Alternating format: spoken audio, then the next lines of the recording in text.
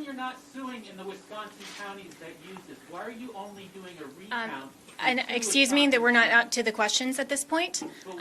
So excuse me, we're not at the questions at this point. My name is Jenna Ellis, and I'm the senior legal advisor to the Trump campaign, and I'd like to just explain now where we've been and where we're at and what you can expect from this process. So what you have heard, I'm sure, in the fake newspapers tomorrow will be one of two things. Either there was not sufficient evidence that we've presented, or we spoke too long. Okay, so what you've heard now is basically an opening statement. This is what you can expect to see when we get to court to actually have a full trial on the merits, to actually show this evidence in court and prove our case. This is not a Law and Order episode where everything is neatly wrapped up in 60 minutes. For those of you who are here in this room or have maybe tuned out in other networks, clearly you've never been court reporters.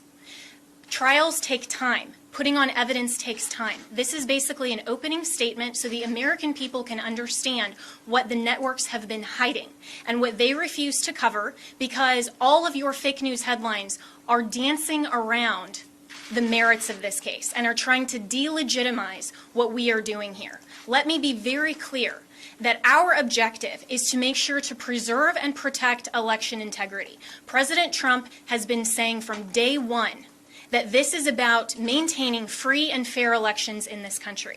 It is not about overturning an outcome. It is about making sure that election integrity is preserved, and every American should want that.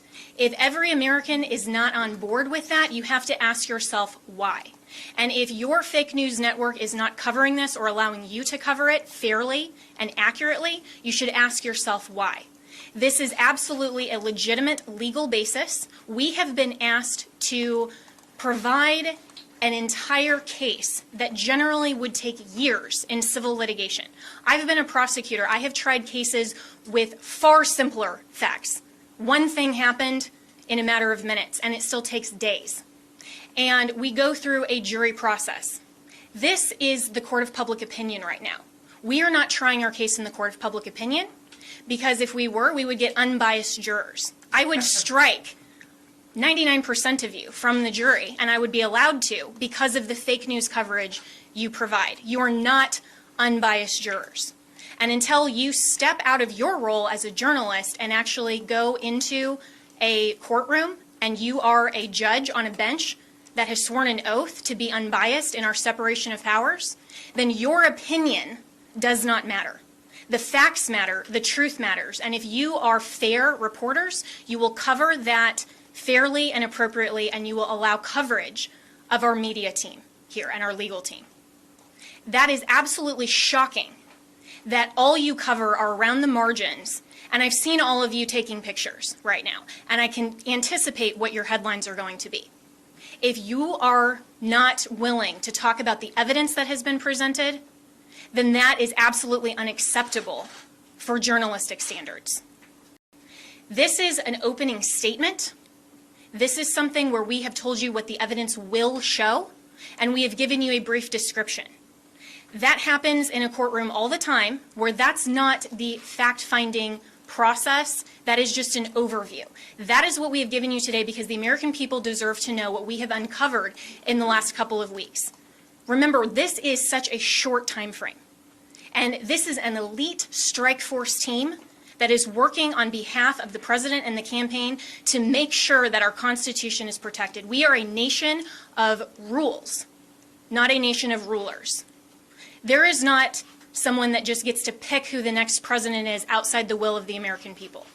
And that is our task, because when we talk about voter fraud, it's actually election official fraud. That cannot stand. The Constitution requires that the state legislatures are the ones that make election law. It still has to go by the U.S. Constitution. But what has happened in this case is that state and local level officials, and all the way up, have changed the rules. That's what the Democrats do. If they don't like the rules, they change them.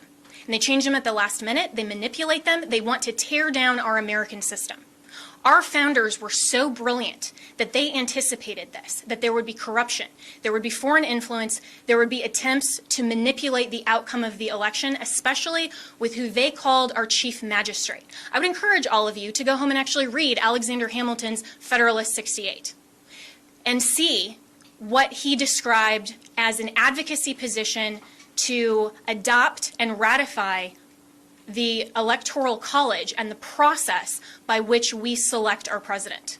We select our president through the Electoral College not because it disenfranchises voters, but because it is a security mechanism for exactly the type of corruption that we are uncovering.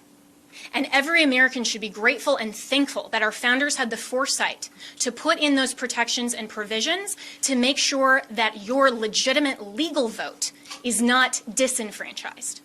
That is what we are advocating for. We want to make sure to protect election integrity, and your president, President Trump, we are so proud that he is in this fight because he understands that when he swore his oath of office, he swore an oath to uphold and defend the United States Constitution. That is what he is doing. And that is what we are doing. We are confident that through this multiple pathway to victory, we will get to the actual outcome that the evidence shows. But this is not about overturning an election on our part. It's about making sure that we protect and preserve free and fair elections for all future American elections. If the United States caves to corruption or this type of election integrity disaster, then no election will be secure from here on out. And we all need to be keenly aware of that. We are the representatives here that are standing in this gap and defending President Trump and defending you, the American people, at the end of the day. This is ultimately about the United States of America. And we want to make sure to protect and defend that. And as my colleagues have said, we will not back down. We won't be intimidated. President Trump will not be intimidated. You, the American people, should not be intimidated. You, the press, should cover this fairly and should know that this matters to election integrity and it matters to the future of our nation. So we have given you an overview, but recognize this is not a court of law. We will get there, and we have time, and we have constitutional provisions that will step in when we show the corruption and the irredeemably challenged and overturned votes that are absolutely corrupt in all of these counties. It is irredeemably compromised. We will show that, but you have to give us that opportunity. This has been just our opening statement, and we have an opportunity to get there, and we have time, and we will do that. This is the United States of America, and we stand proudly for President Donald J. Trump. Thank you.